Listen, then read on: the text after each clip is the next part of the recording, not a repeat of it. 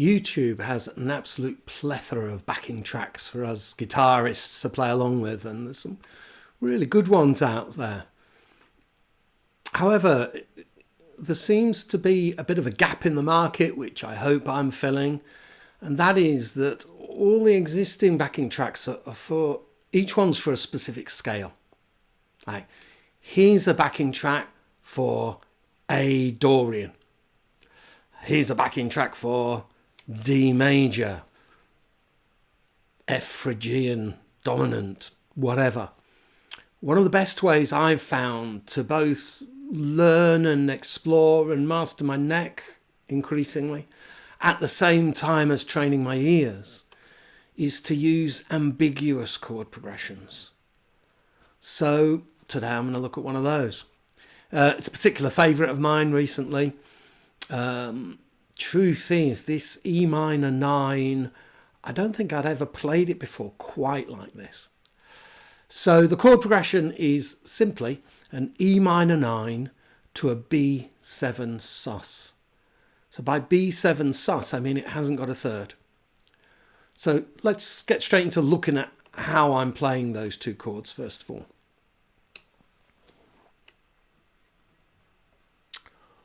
Awkward. They are. So I'm needing to use my pinky on both of them, to be honest. So what I'm fingering here is I've got my E on my 5th string at the 7th fret, and the 9 note is on the 4th string at the 4th fret.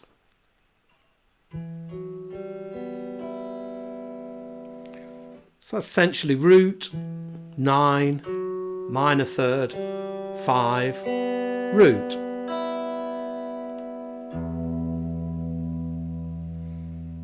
So I might pick it something like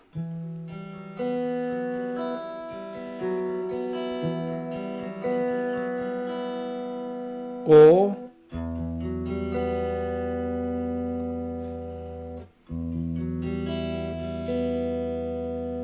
oh, I like that. So I'm just going 6, 5, 4, 3, 2. 6, 5, 4, 3, 2 strings, and then 6, 5, 4, 3, 1, 2. So the B7 sus. Again, I find this awkward. I'm not using my ring finger. I know it looks like I might be. So I've got the 5th string and the 3rd string at the 2nd fret, and the 4th string at the 4th fret.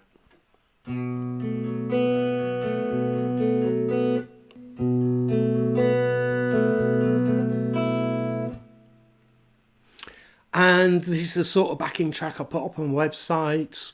Every week I'm putting stuff up. If you're interested in any of this, I'm on Patreon, link below.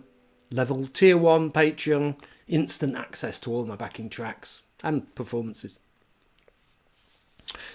Sales pitch to the side. So, B7 sus has no third in it. It's simply got root, 5, flat 7. Root again, or octave. So it can be treated as either a B7, which has a major third, or it can be treated as a minor 7, which has a flat 3, minor third. If we treat it as a B7, then E minor to B7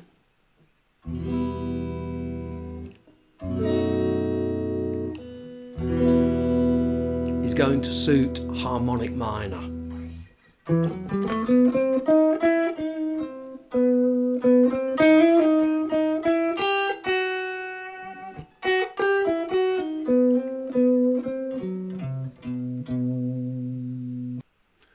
So if I'm treating the B7 as if it's a B7 and has a major third, then it particularly suits harmonic minor, E harmonic minor, that is. If I'm treating the B7 sus as if it's a B minor 7, then E minor and B minor could be a 6-3 relative to the key of G.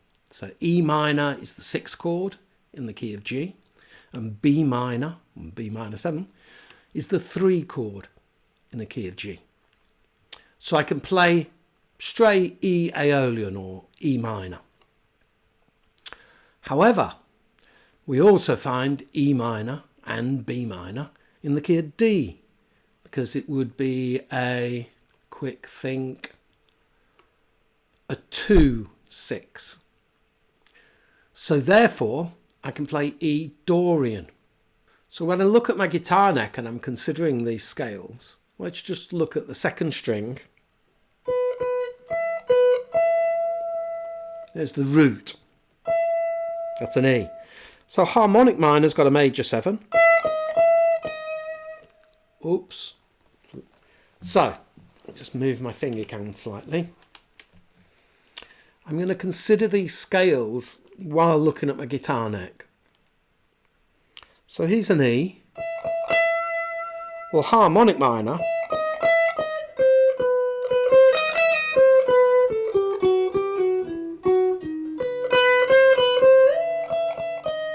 so harmonic minor's got the major 7. Dorian has got the flat 7 and the 6. And then normal minor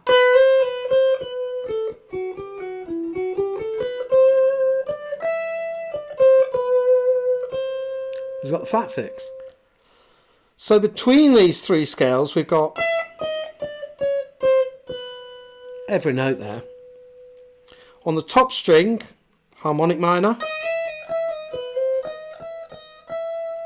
natural minor and Dorian. So the one note that's dangerous is the F. And I am playing an F sharp in my E minor 9. So I'm not going to play F. The other note is a G sharp, and even the G. So the G sharp, that's the major third with an E, and we're definitely in E minor, not E major. However, if you think about it, if you want to tread on dangerous territory, then you just need to be judicious and careful about when you use it, because while the B7 is playing, I mean, it's a B7 sus, but treat it as a B7, then B7 is 5 in the key of E. So while that B7 is playing, you could play the G sharp, you could go for E major and get away with it. I mean, I think I do need to mention the topic of time here, because time matters. Let me explain what I mean there. If a chord is playing for 16 bars, so this is just like a thought experiment. If each of those chords played for 16 bars, you got 16 bars of B7 sus. Well, it's easy for our minds to be able to regard that B7 in isolation because it's playing for so long, for so much time. So if it's a B7, then E major, it's the 5. It's going to sound fine. Conversely, if you're only playing half a bar or even one beat, if we really went for the extreme of each chord, but let's go half a bar, 1 E and a 2 E and, you know, if you only play for half a bar, then it's very difficult for our ears to regard that B7 as not being connected and attached to the E minor 9. So just something to be aware of. I would tend to play each chord for 2 bars so that your ears have got time to maybe throw a risky G sharp in there, for instance.